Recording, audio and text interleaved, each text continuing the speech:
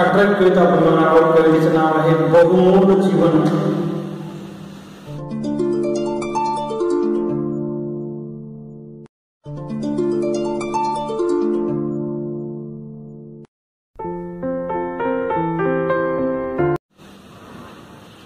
यामध्ये कवी आपलं बहुमोल जीवन कोणत्या कोणत्या गोष्टीमुळे आहे हे सांगण्याचा प्रयत्न करतात. जीवन जगत असताना आपल्याला सुख येणारे, दुःख येणारे, ताणतणावाच्या परिस्थिती निर्माण होणार आहे. आणि हे सुख आणि दुःख कशामुळे येते तर आपण आपल्या मनासारखं न झाल्यामुळे हे येत आहे.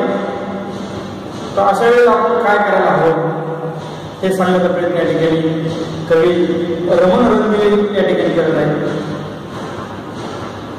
मनासारखे सारे काय जीवनात या घडते का, फुले पिकून पडतील तरीही झाड सारखे घडते का.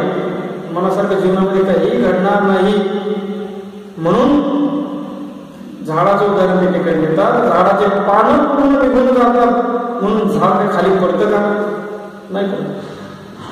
ते पुन्हा नव्याने वारी घेतं, पुन्हा टवटवीत फुलायला लागतं. भोगावे लागते सकला जे येते वाट्याला, सकला जे येते वाट्याला, गुलाब कोटे मोडत नाही आसपासच्या काट्याला.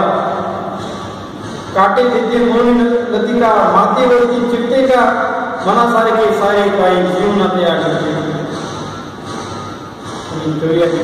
जे आपल्याला वाट्याला भोग येणार आहे, दुःख येणार आहे ते आपल्याला भोगायलाच लागणार आहे. गुलाबाच्या वर गुलाबाचा आपण फूल बघतो पण त्या खाली त्याचे काटे असतात. त्याला हे दुःखातून पुढे जावं लागतं. त्यामुळे टवटवीत पद्धतीने गुलाब. वसंत येतो निघून जातो, ग्रीष्म जातो धरतीला. वसंत येतो म्हणजे पाऊस येतो निघून जातो आणि ग्रीष्मामध्ये प्रचंड प्रमाणात उष्णता असते आणि तो धरतीला पोळवत असतो. पुन्हा दिसते हिरवा शाप, पुन्हा नवे परसृष्टीला. त्यामुळे ती धरती थकून जात नाही, नाराज होत नाही. पाऊस पडल्यानंतर पुन्हा ती आपला हिरवा शाप दिसते, त्याच्यावरती नवीन पद्धतीने गवत पडायला लागतं. देहगराला मोरी धरती एकसारखी घडते का, मनासारखी जीवनात या घडते. रोज नभाचे रंग बदलती, घन दाटून येतात तरी, निराश आशा पुन्हा नव्याने नक्षत्रे नेतात घरी.